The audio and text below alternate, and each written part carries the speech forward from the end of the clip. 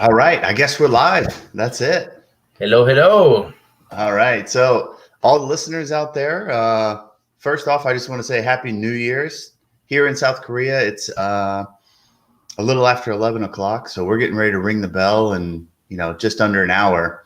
But with me today, I got a special guest, and I cannot wait to get into this conversation. He's a dear friend of mine. He's actually the one that got me into this wonderful yerba mate, and his name is Nico. He's Nico to me. Is that cool if we go by Nico? Yeah, yeah. Awesome. That's cool. Everybody calls me Nico. Yeah, awesome. Well, Nico's from Argentina, and shoot, why don't you introduce yourself and tell us where are you from in Argentina? Tell us a little bit about that. All right. Well, here we go. I am from the middle of Argentina, the center. Usually, I explain to people if you make two lines across the country, north to south, east to Hmm. west, right in the middle, it's my city. It's called Villa Mercedes. It's not huge. It's not small. It's a small town, normal people. Um, the Argentina is large and expand, so there is not many towns around each other. So you Hmm. can drive 50, 60, sometimes up to 100 miles and not see another town. So my region is very flat. It's a lot of farm lifestyle, rural. Hmm. Um, you drive out there and you see cows, corn, sunflower, soybean, wheat for miles. Is farming kind of the job? Is that what most people do from your hometown? Farming? Um, Not really. No. There is a lot of people dedicated to the activity, but n- a lot of things are related to it. Um, but it's not the main thing. Our My city and the region, it's very industrial. Okay. There's plenty of factories there. Less and less with the years, but there used to be a boom in the 90s where the government wouldn't tax these big companies. So big companies would like to move there. No tax. It's beautiful. Hmm. I think everybody would move there. Yeah, there was a time, I guess, during the 90s where there was an economic boom in Argentina, right? Like things were doing really well for quite a while. Was that during the 90s? You can say so.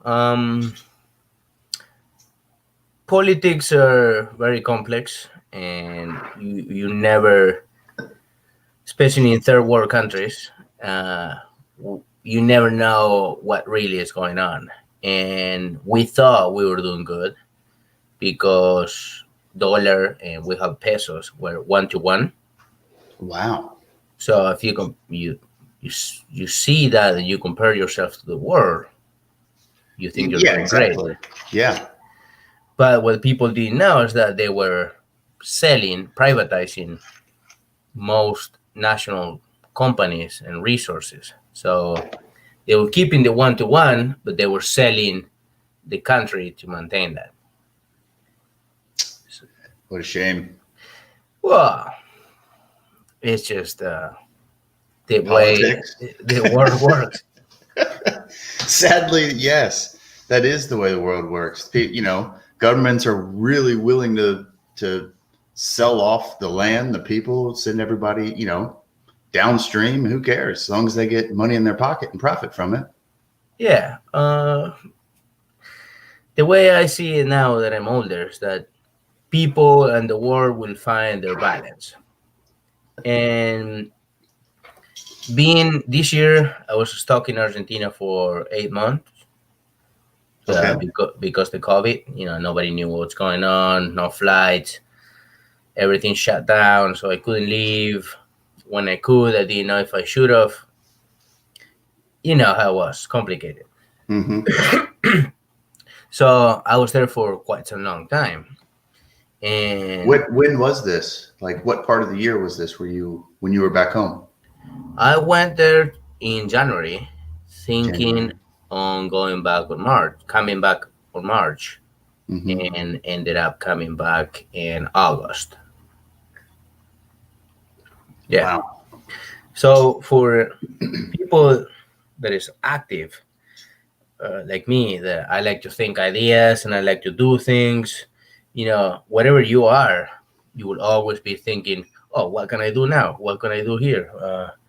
You're always looking for something to do. Hmm. I start thinking about doing things in Argentina, and it had been so long since I was there that you forget how different things are. America.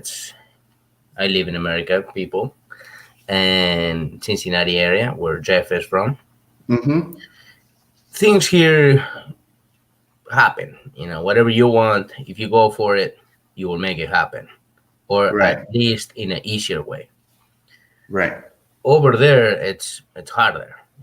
There's more, there's less resources. Things are way more complicated. But the thing is, people is more connected to each other.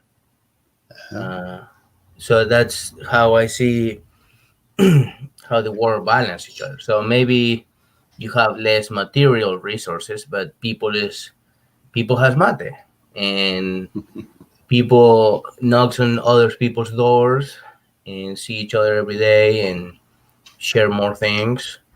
so And in the community like that, like especially where you're from, most communities, like when I was growing up, even in Cincinnati, the small communities, they're very tight knit. You know, they're kind of like a family where everybody knows each other. You can knock on doors, ask for things, you do things together, and so forth. Is it quite similar back in your hometown when you were growing up, and even today? Is it the same?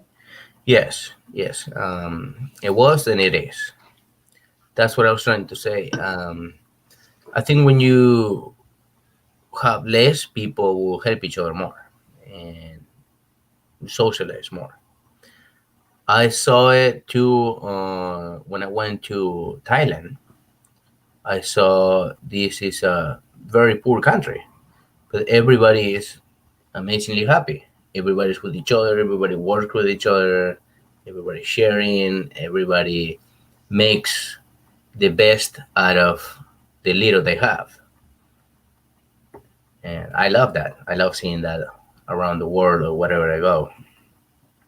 It is something nice to see. I mean, I know, people that are watching or, you know, that listen to the podcast like to travel, have traveled, and they're probably sitting there thinking the same thing. Like, yes, when you travel, it's a nice feeling to see these little communities work with each other. That tight knit, because you can speak a little bit better than I can. I've been out of America for almost 10 years now, a little over 10 years now. But it's like they're pulling each other apart, right? And it's like these So little threads connecting people. yeah, there's I see what you're saying. People is more competitive, I guess, Yeah. or try to pick a side. Especially this year that politics were going on, everybody is picking sides and trying to tell you what you should think. Yeah, I'm not necessarily talking about politics. You're definitely right on that aspect. But when I travel back to America, when I was growing up, like I said, in the small community in Cincinnati that I grew up in, people knew each other. You had parties together. We had street parties growing up where all the houses, they would block the street off. Nobody could go through, and we'd party all the time. And that happened, I think, once a year or so. And then when I moved to Kentucky, the street that I lived on, we knew our neighbors and this and that. But every time I go back now, and it's because the population keeps getting bigger and bigger, but It's different. people, when you go to the grocery store or you go, to the department stores, it doesn't seem as friendly anymore. Huh. That's an interesting It's a point of little bit view. different. Yeah. Um, there is a big difference on how you feel when you go back to your place. Right. It's the Right. same as I feel when I go back to Argentina. Okay. And after a couple of weeks, you everything is the same. You are back in the place. You feel comfortable, and then you talk to everyone and you do as you never left. Yeah. Yeah.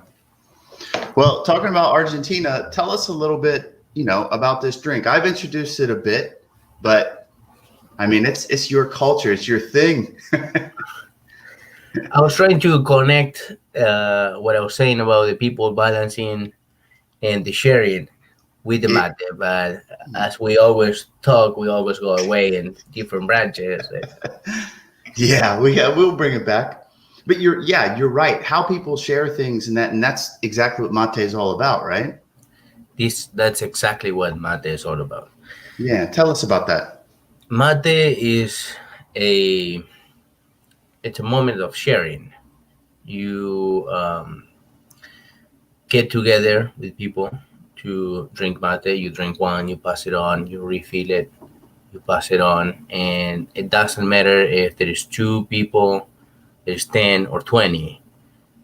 You will make the mate, make the whole loop, and everybody have at least a sip of it. Right. And to me, I always explain because I don't see this everywhere. But when you go to somebody's house and knock on the door, which is not common these days, but you knock on the door, that person will say, "Come in," and normally offer you water, a drink, soda, tea, whatever. In every culture, I think it has their own offerings or drinks to offer. And in Argentina, when you knock somebody's door, there's already hot water in the stove waiting to be mates for you or for whoever comes. Um, it's it has a soul. It has a purpose. It's its own thing. We have a saying too that when you grow up drinking mates, you usually don't like it. It's like beer or alcohol. You when you're a kid, you don't like it. Uh, Mate will grow on you, Hmm. and if you drink it as growing up, we say that you have become a man or an adult. The first day that you heat up water and drink matters by yourself, thinking on life.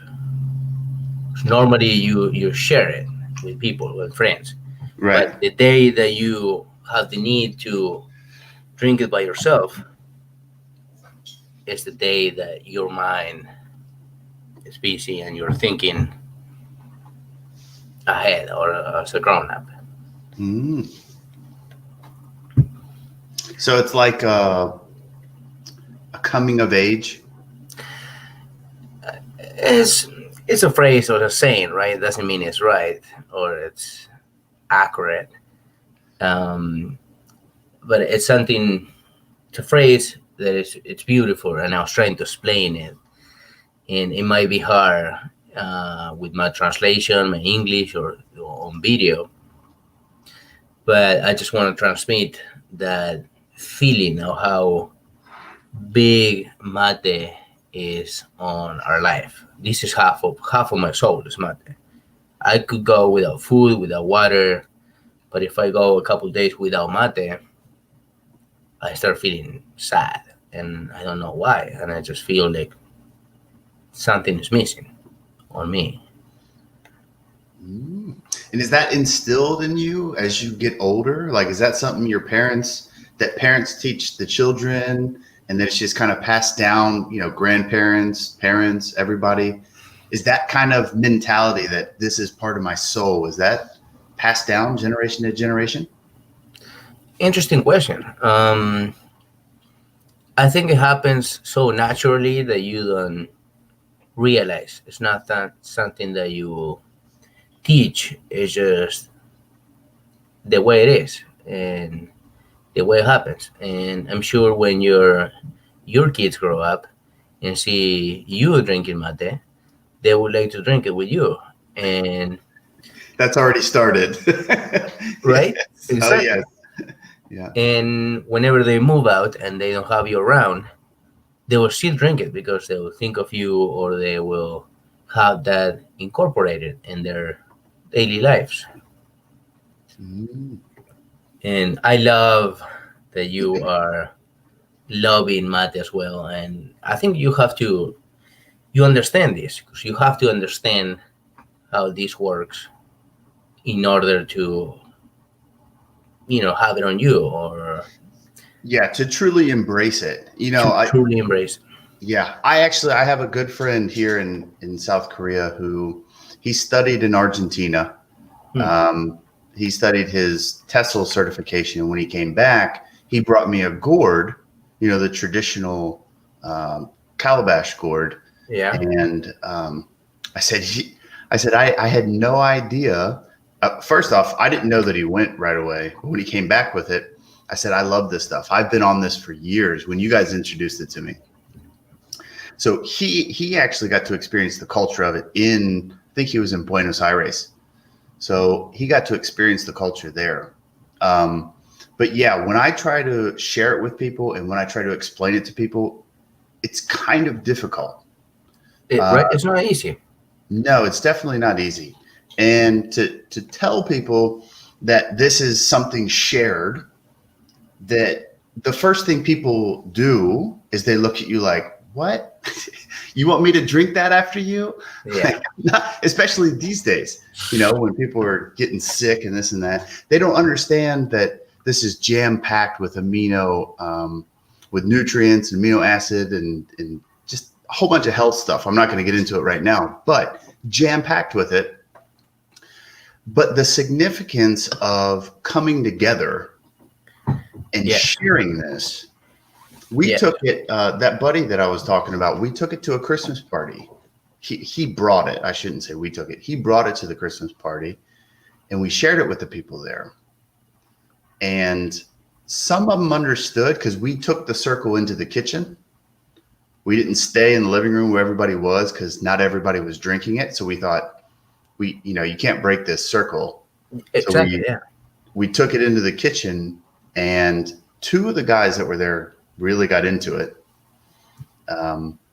It's But amazing wherever you bring mate, even if people doesn't know what it is, it will form a circle around it, mhm, and you start sharing. And even if they don't truly like it, but they tolerate the flavor, yeah, people will keep in the loop, and it's like a fire. It brings people together. It yes, unites people. it's the And bonfire. Yes, exactly. exactly, that's a good way to have a similarity of how this is. Whatever the mate is going, there's always going to be a conversation or feelings shared. It's not just a drink, right? You Right, share a moment in life with somebody else, right, or with more people. right. Yeah, it's Um, all about sharing that moment, and that's one of the key aspects of mate is sharing a moment. Because how often? I mean, if we think about it today, people don't sit down and have conversations anymore. yeah, That's a hard thing to do. I mean, especially in times like this when we're all kind of confined and we want to see people, we want to talk to people. We have resources. That's one of the reasons I set this up was just kind of show people, you don't have to completely isolate yourself. You may be yeah. on lockdown, but you can still, like we're sharing a mate right now. Mm-hmm. You can still call people, Mm-hmm. but just that idea of bringing people together to share those stories, right? We've all got stories, even through lockdown. We could probably go into a couple funny stories, sad stories, whatever it is, even through this lockdown. But that's what mate brings out. And that's That's what got me hooked is you just don't stop sharing stories and talking. exactly. You mentioned that mate has nutrients and it's healthy and blah blah blah. Yeah. But the most healthy component is the connection. People that is not connected with somebody or with other people gets sick. Maybe they don't know. what's going on with them. They eat healthy, they sleep well, they exercise, but they will be sick because human beings, we are 70% water and 30% connection. Yes, we are. And And I think that connection, we're starting to feel it though. I think people are starting to wake up and realize we need that connection. well, we are as a world, we are all adapting all these sudden changes, globalization. We're also learning new ways to connect. I, to me, I'm kind of like an old style, old soul. I rather have a mate and a fire and sit down and talk to people, see their expressions, see how they feel, their body language, their you can feel somebody's feeling being Yeah. close to it. Yeah. But I see a lot of people nowadays, especially kids and teenagers, they are. I mean, if they could have surgery and have a screen on their hand, they would love that, and that's the way they connect. Yes. But but you can't say that is wrong. It's just the way the world is going, and we should be able to adapt. Hmm. Find a balance. Yeah. Yeah. Find a balance. I mean, kids, like you said, they'll definitely have surgery to get something implanted, in their hand to connect with somebody. And maybe that's their connection. Maybe that's the next generation's connection to each other. Hopefully there is some kind of personal connection that comes with that. Hopefully it's not some VR world that they're getting connected to, because what mate brings is that personal connection to people. Mm-hmm. Storytelling, as we mentioned before. I can remember talking about stories the first time that you guys introduced it to me. So the first time I was introduced to this, Nico and his father, you two were actually sharing it on the job site. Okay. This And is I back was, in '08. oh my God. Yes. Yeah. Back in '08. That's right. Yeah. Yeah. Those were some stranger times back in the day, but Wild times. very wild times. But I remember sitting down and just being curious. You mentioned before, like it connects people, it brings people. When you bring these out, it brings people over. Yeah. Well, it certainly brought me over. And I don't think I'm the only one. I'm sure there are other people out there that probably think it's some kind of drug. Yeah. You go, what's in that? Let me have some. Because How do you I smoke see that? you guys. Yeah, how do you smoke that? But I saw you guys have this, every single day. You guys wouldn't really take breaks. You would have your little mate breaks, but you guys were hard workers and never stopped. And when I saw you guys, drinking this, I went, there's something in there. These boys, they're workers. They don't stop. So I got interested, and I think I was the only one on site who asked about it. I don't know if any of the other guys did. It People attracted always ask, so I'm sure there was. I can't really tell you 100% now, but I'm pretty sure everybody asked. Now, what's special is the people like really likes it and understand it, like you.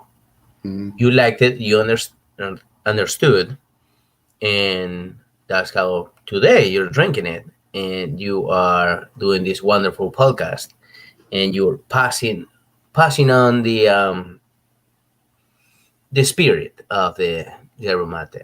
Um, Mm-hmm. it's great. I think it brings people the connection they need.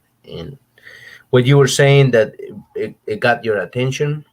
Anywhere in the world that I go, if I'm drinking mates somewhere, I like to stay in hostels. And so when you're sitting in the hostel in the lobby, you're drinking mate by yourself. You don't know anybody. You don't even know the language of the country you're in.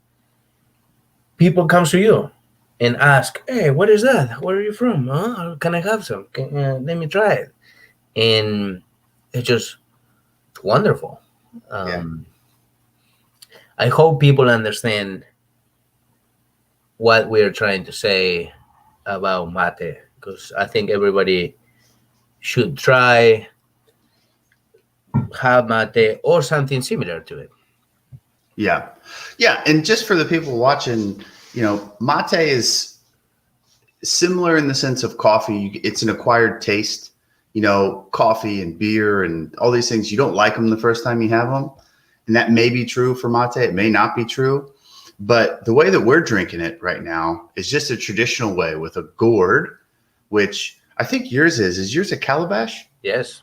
Yeah. Yeah. Covered in leather, right? This is a gift from my hometown. It has my initials engraved. Beautiful. And this is alpaca. This is the bombilla I was telling you about a couple of weeks Hmm. ago. Wonderful. One of the Yeah. best mates I ever had. Yeah. So that's an example. You've got the gourd, you've got the bombilla that comes out. It's a special straw that people sip from. I've mentioned this before, but you put the loose leaf in there and you just keep refilling it, as you guys have seen us do. But it's not the only way to do this. I've made it in a French press. I've actually made it in a coffee maker before. There's tea bags. There are tea bags. Yeah. You can. And I've seen it, which surprised me. I've seen it here in the US. I've seen cans with carbonized water, with bubbles. Yes, the Gayagi. Is that what it is? Something like that, or Guarani, or you might be right. I don't put attention on that. But a lot of people ask me, like, oh, here, I know this is what you drink, right? This is what you drink. This is mate. I love this stuff. And you Yeah. try it, and it's like, oof. It's very different. Here in South Korea, Coca-Cola actually makes one. A steep tea it's not carbonated. It's just it's more like terere. Is that how you Oh, pronounce it? Is that yeah. right? Terere? Terere. It's more like that. It just comes in a plastic bottle, and I've seen students drinking it, Hmm. and I bought it. I've tasted it. It's okay. But I definitely prefer the traditional way. The Not, problem is when you compare. If you're comparing it, it will never be this, right? yes, I that's do. true. I do remember Coca-Cola having a cold mate drink back Hmm. in when I was in high school. Probably, damn, 15 years ago. And that was in Argentina. And I don't think it had much succeed. So I didn't see it no more. I didn't know that it had success in other countries like Korea. Yeah, I guess it's success. Here in Korea, mate is seen as the diet drink. And I guess that's how it's promoted. So I It's don't know. interesting. Well, definitely is uretic, so it will make you pee a lot. And Yes. it Yes, has it will. energy, so you can go through the day or days drinking mate without food. I'm not saying it's healthy, but it will It's keep you going. sustainable. Yeah. Hmm. Yes. And that's one of the reasons I also like the traditional way is this one's quite big, but another gourd that I have could get you through half the day, or Wow. sometimes a full day. If Nice. you're not, obviously we're sitting here, we're drinking it pretty quickly Yeah. 'cause we're used to it. But people who start out, there's no rush. The good thing about mate is there's no peak like coffee. That's one of the things that I love about this. Like that energy, it's just a smooth transition. Hmm. And then, before you know it, you've got the energy and you're working or you're talking. Probably like me right now, I won't shut up. I just keep going and going and going, People watching or listening going, gosh, I wish this guy would shut up and just talk about something else. Those are the side effects. You just kept on going talking shit, and the other second side effect is your tongue gets green. Yeah. Huh? uh, You have a Hulk mouth after drinking mate. oh my. Well, talking about mate in Argentina, today's quite a special day. getting ready. I think I'm less than 30 minutes away from 2021. So, are there any traditions in Argentina that you guys do for New Year's Eve? Um, yes. I'm sure every country, every culture has their own traditions or their way to celebrate New Year's. We do something similar than Christmas. Christmas is not very religious celebration there. It's just a family gathering, getting together and eating a lot of food and drinks and just celebrating. Over there is summertime. December and January is summertime. Hmm. So usually you get together at night, and most times the party stays on until next morning. Wow. That's Is that Christmas or New Year's? both. Both. Wow. Both. For when you're younger and you like to actual party, there is parties that you can go and go on until 8, 9, 10 a.m. And they usually you can find after parties to go. Somebody, a summer house with a swimming pool, everybody goes there, you keep going until you have energies pretty much. And that's how more mature or older that you don't like to waste so much energy on drinking, you can sit, have conversations, and it might be some games, drinking. It might be a fire. Maybe you remake the fire and then you recooked the meat again 4 or 5 a.m. As long as the people is happy and you know kept it going, you can. It doesn't end. And another common thing that it comes to my mind right now is that usually we celebrate late because at midnight you say Merry Christmas, Happy New Year's, and after you do that, usually you leave to somebody's house or some friend's house. And let's say I go to your house and say, Jeff, happy Merry Happy New Christmas or Year. Happy Yes. New Year's, and I pick you up and we go to another friend's house and we say Happy New Year's to his family, and then we all go to the next friend, and you see a big amount of your friends on these days. And you just keep going from house to house. That's kind of the tradition. Yeah, Go out. or Hmm. you, let's say you are, we all have in a group of friends. There's always uh, the guy who is the biggest host, right? Hmm. Maybe you pick up a couple friends and you go to that friend's house and you stay there, and everybody comes to that friend's house, or you keep going. It's it's alive. It's much different than here when it's 5 p.m. and it's dark and cold and you're ready for bed at Yeah, because 7. it's summertime. Yeah, yeah, it's quite gloomy over there. Yeah, yeah. The parties. I guess.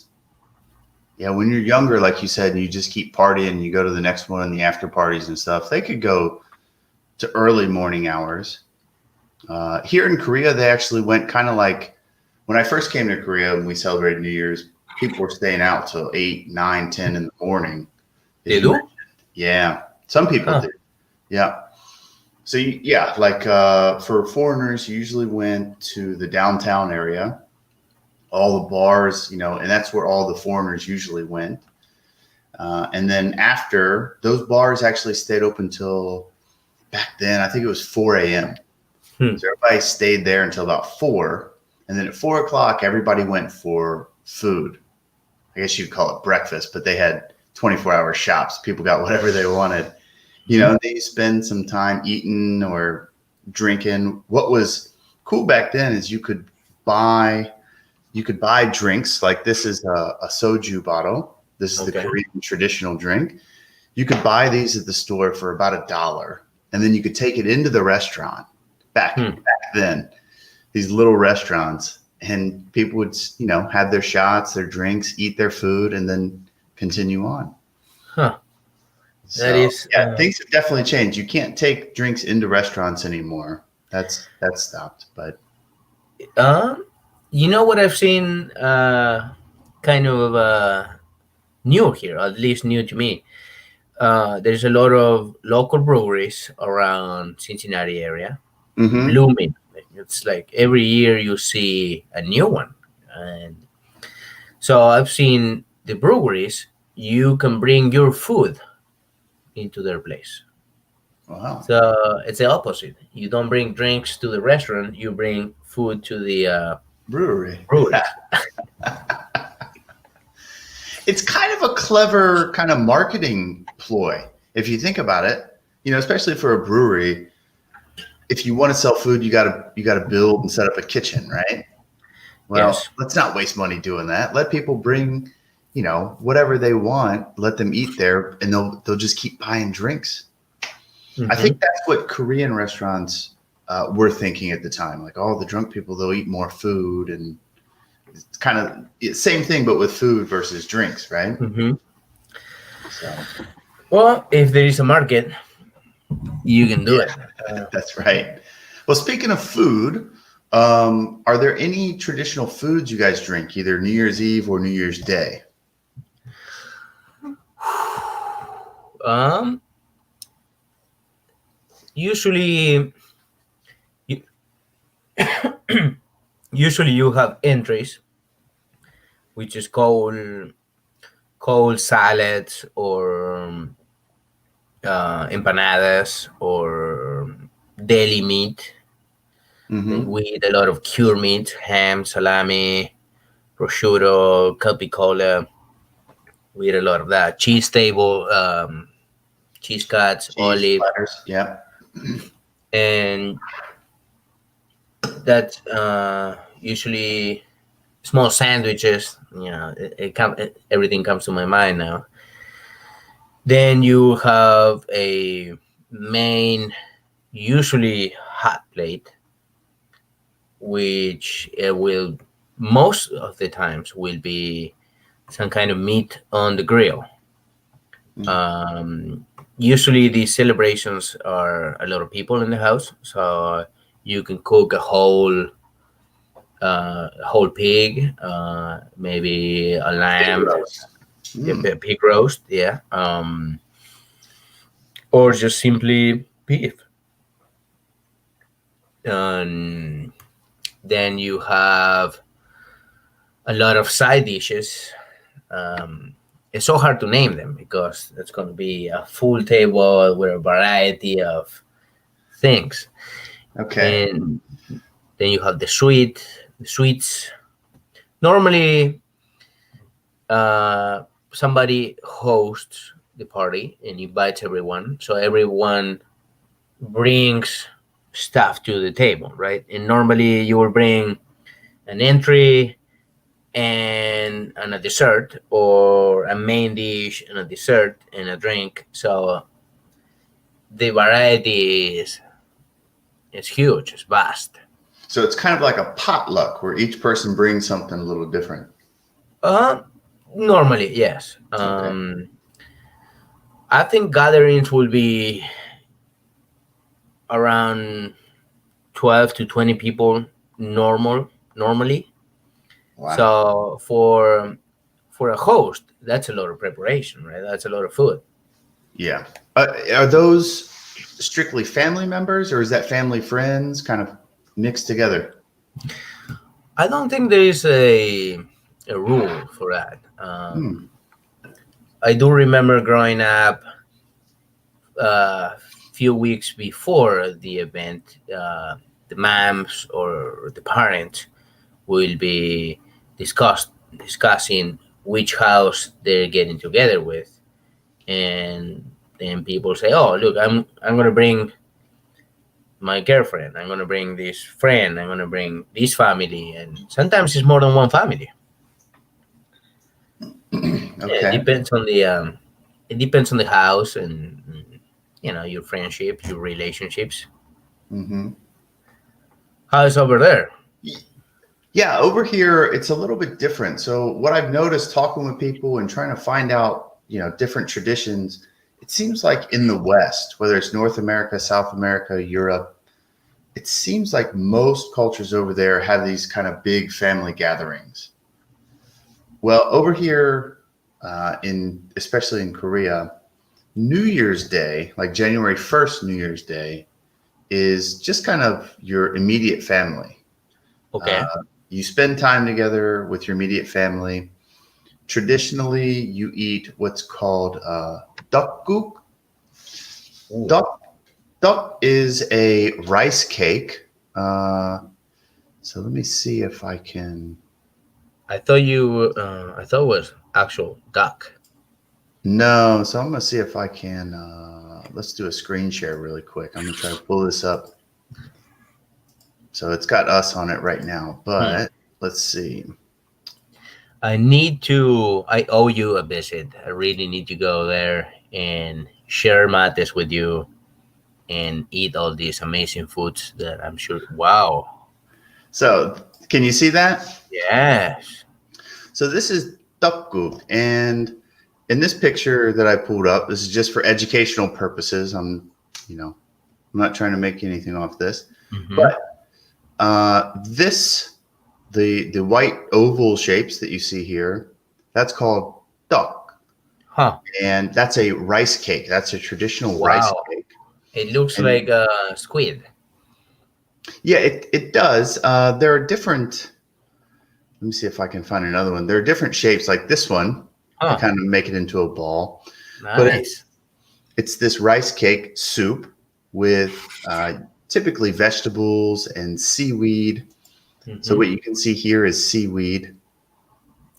I Uh, noticed that Korean food has their special, unique looks. There is yes. this. This is gonna sound funny, but it's like a feng shui kind of thing. It's usually some green or some colorful veggie. Then you have the rice, which is like neutral Mhm. white, and then the soup or the water around it. Yep. Yeah, you're exactly right. Like the presentation is Presentation, yes. phenomenal. Like you said, it's very colorful. You've got the seaweed they call gim. The seaweed's a black color. Then typically the kimchi, which is fermented cabbage, is a red. Ooh, I tried that. Have you tried it? I did not have a good experience with that. Did you get spicy or sour? Spicy as it was like leaking a volcano. Well, they've got, oh my gosh, I don't even remember, over 1,000 different varieties of kimchi over here. But you got that color, then you've got the vegetables, which you could have red onion or mushroom color. They're different colors. And then you said, so yes, the presentation is phenomenal, It and they looks always it have for looks healthy. everything. It looks like you want to eat it right there. It's very healthy. Almost every Korean dish that's not like a snack or something like that. The main dish, the entree or something, and the side dishes are very healthy. Is the Yeah. culture in Korea normal to eat at home, or usually you eat restaurant food? It's a mix. Uh, in the past, the businessmen used to go out for so almost every night they'd go to dinner with their colleagues, and it was called a hueshik. So Okay, they'd go out to dinner with their colleagues. like an after office. Yeah, yeah. So they'd have dinner with their colleagues, not with their family. Today, I think that's changing a little bit. I think more people are starting to go home to their families, and Hmm. the Washik culture's kind of dying down a little bit. But I tell you, that's a crazy, crazy culture. They have what's called ilcha, icha, samcha, sacha, and so forth, which means round one, round two, round three, round. Oh, oh, I can see how that So ends. yeah, yeah. So some of these dinners would go late into the night, and guys wouldn't get home until after midnight, and then On a they'd go into weekday. work the next day. Yeah, yeah, yeah, on a weekday. I can think that that's a big city culture. Yes. It's Yeah. not in the small towns. Yeah. Yeah. The small towns are just at the local restaurants. You might have like one or two rounds, but typically one of those rounds is a karaoke room. So you have dinner, you have drinks, you have a karaoke room with more drinks, and then you go to a bar after and have more food and drinks, and you just keep going on. No, it's a constant party. Basically. Yeah. Is there? This is a question that I like to see when I travel around the world, and how is people with the alcohol culture? Does people drink a lot every day, daily, Yeah. or just on the weekends or events? I would say daily. Like all Daily. those, like I was just explaining the Huesieks, they all included drinks. Okay. Always included drinks. Yeah, and even at home, people will go and buy their bottles of soju or cans of beer and have a beer with dinner. Or these days, it's changing a little bit, and I think some people have decided not to drink as much, and some people continue. And but it used to be a very heavy, heavy drink. I think it was number one in the world at one point. Wow. Wow. Yeah, I mean, people think about Germany being beer drinkers, and Yeah. now Korea, I think, was number one at one point. Interesting. Yeah. That is kind of it was kind of shocking for me when I came to the U.S. I noticed that people drinks a lot and every day, Hmm. and now I've been living here for quite some time, so I have my share of my beers. Beer with Um, dinner and maybe lunch. Who knows? Well, in back in Argentina, people it's very common to have wine in your table. Dinner Mm, or lunch, you have a glass of wine, but it's not normal to drink a lot. Especially in weekdays, people would just have a little bit of wine and that's it. Now in the weekends they go crazy, okay. and while here I notice that it's every day. Maybe they don't go as crazy as Argentinians on the weekends, but it's spread throughout the weekdays. Like every day there's a drink. Yeah. Yeah. It's quite similar over here too.